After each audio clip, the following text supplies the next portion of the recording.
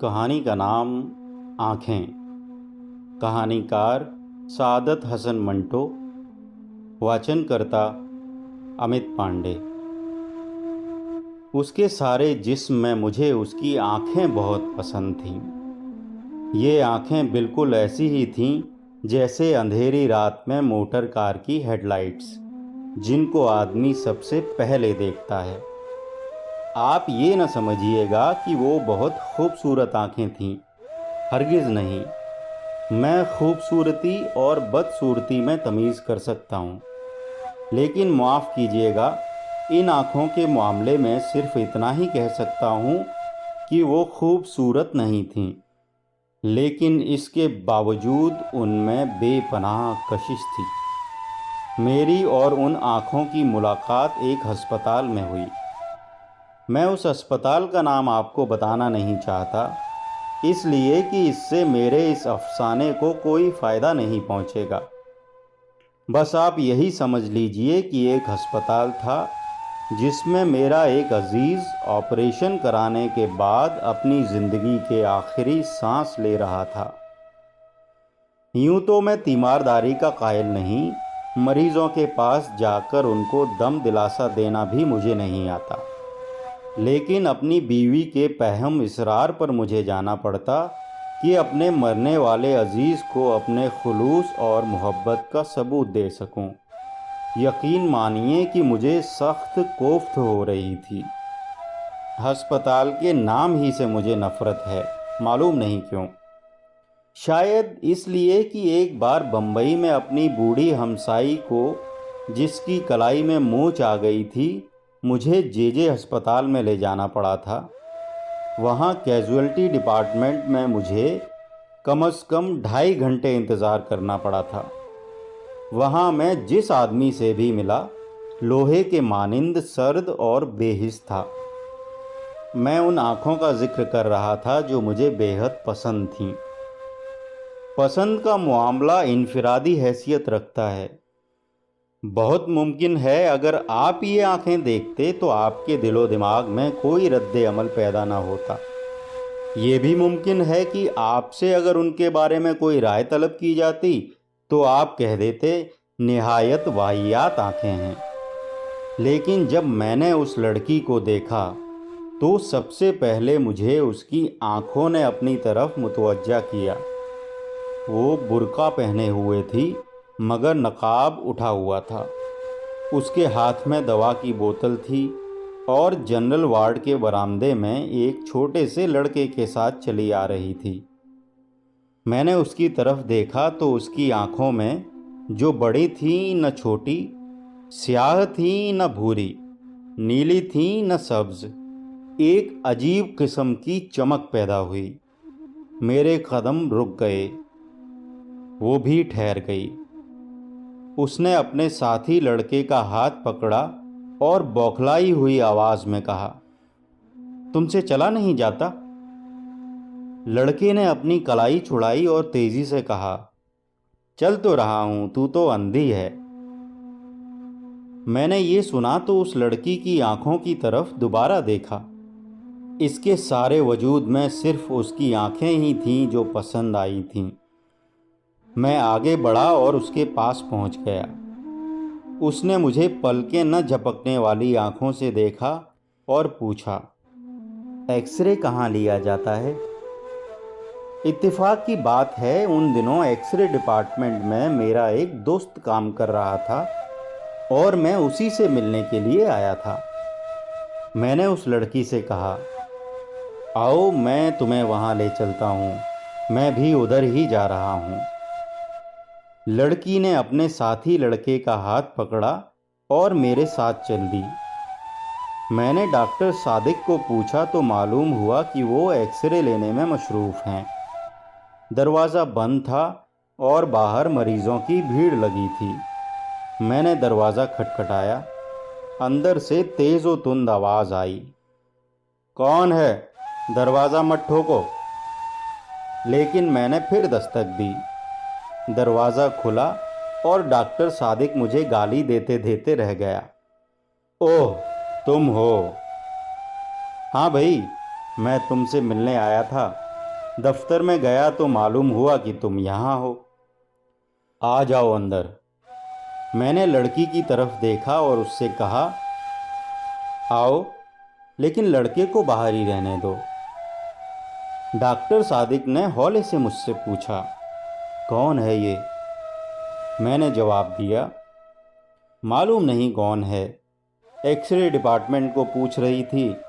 میں نے کہا چلو میں لیے چلتا ہوں۔ ڈاکٹر صادق نے دروازہ اور زیادہ کھول دیا۔ میں اور وہ لڑکی اندر داخل ہو گئے۔ 4-5 مریض تھے۔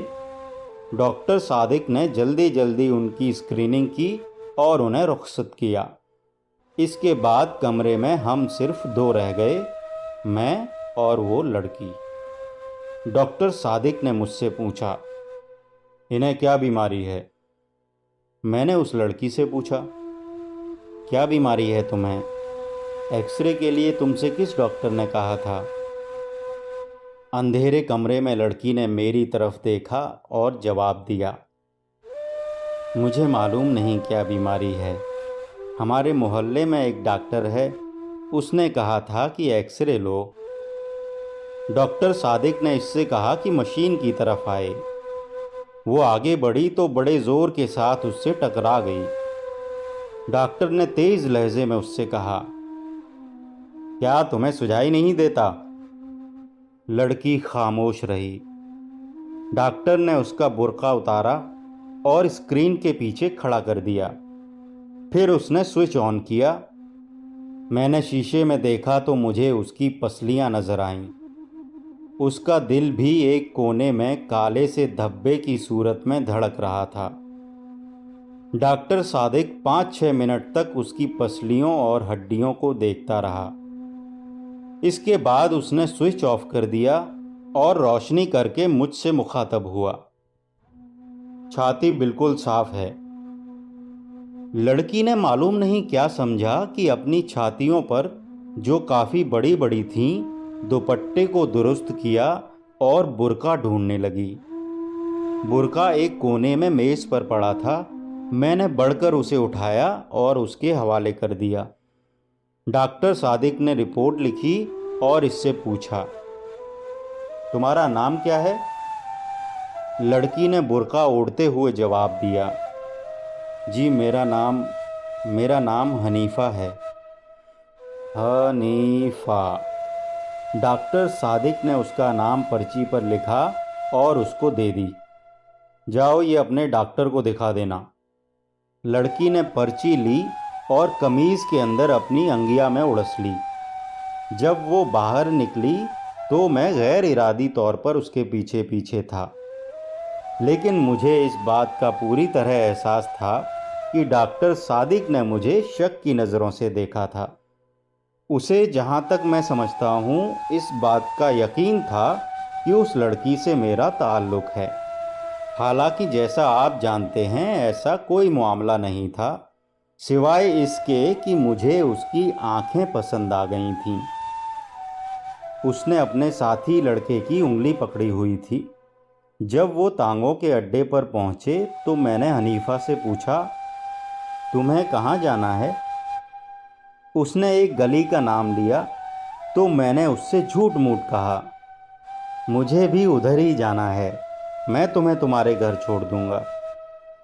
میں نے جب اس کا ہاتھ پکڑ کر تانگے میں بٹھایا تو مجھے محسوس ہوا کہ میری آنکھیں ایکس ریز کا شیشہ بن گئی ہیں۔ مجھے اس کا گوشت پوشت دکھائی نہیں دیتا تھا، صرف ڈھانچہ نظر آتا تھا، لیکن اس کی آنکھیں وہ بالکل ثابت و سالم تھیں جن میں بے پناہ کشش تھی۔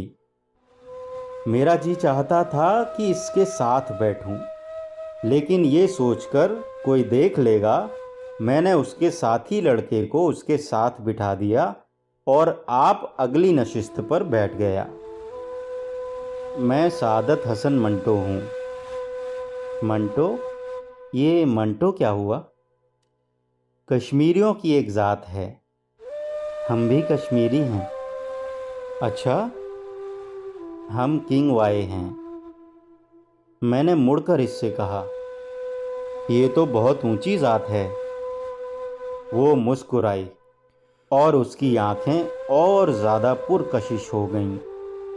میں نے اپنی زندگی میں بے شمار خوبصورت آنکھیں دیکھی تھیں، لیکن وہ آنکھیں جو حنیفہ کے چہرے پر تھیں بے حد پرکشش تھیں۔ معلوم نہیں ان میں کیا چیز تھی جو کشش کا باعث تھی۔ میں اس سے پیشتر عرض کر چکا ہوں کہ وہ قطعاً خوبصورت نہیں تھیں، لیکن اس کے باوجود میرے دل میں کھب رہی تھیں۔ میں نے جسارت سے کام لیا اور اس کے بالوں کی ایک لٹ کو جو اس کے ماتھے پر لٹک کر اس کی ایک آنکھ کو ڈھانپ رہی تھی انگلی سے اٹھایا اور اس کے سر پر چسپاں کر دی۔ اس نے برا نہ مانا۔ میں نے اور جسارت کی اور اس کا ہاتھ اپنے ہاتھ میں لے لیا۔ اس پر بھی اس نے کوئی مزاحمت نہ کی اور اپنے ساتھی لڑکے سے مخاطب ہوئی، تم میرا ہاتھ کیوں دبا رہے ہو؟ میں نے فوراً اس کا ہاتھ چھوڑ دیا اور لڑکے سے پوچھا، تمہارا مکان کہاں ہے؟ لڑکے نے ہاتھ کا اشارہ کیا، اس بازار میں۔ تانگے نے ادھر کا رخ کیا۔ بازار میں بہت بھیڑ تھی، ٹریفک بھی معمول سے زیادہ۔ تانگا رک رک کر چل رہا تھا۔ سڑک میں چونکہ گڈھے تھے اس لیے زور کے دھچکے لگ رہے تھے۔ بار بار اس کا سر میرے کندھوں سے ٹکراتا تھا اور میرا جی چاہتا تھا کہ اسے اپنے زانوں پر رکھ لوں اور اس کی آنکھیں دیکھتا رہوں۔ تھوڑی دیر بعد ان کا گھر آ گیا۔ لڑکے نے تانگے والے سے رکنے کے لیے کہا۔ جب تانگا رکا تو وہ نیچے اترا۔ حنیفہ بیٹھی رہی۔ میں نے اس سے کہا، تمہارا گھر آ گیا ہے۔ حنیفہ نے مڑ کر میری طرف عجیب و غریب آنکھوں سے دیکھا۔ بدرو کہاں ہے؟ میں نے اس سے پوچھا۔ کون بدرو؟ وہ لڑکا جو میرے ساتھ تھا۔ میں نے لڑکے کی طرف دیکھا جو تانگے کے پاس ہی تھا۔ یہ کھڑا تو ہے؟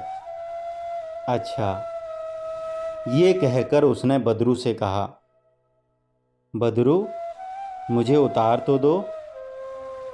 بدرو نے اس کا ہاتھ پکڑا اور بڑی مشکل سے نیچے اتارا۔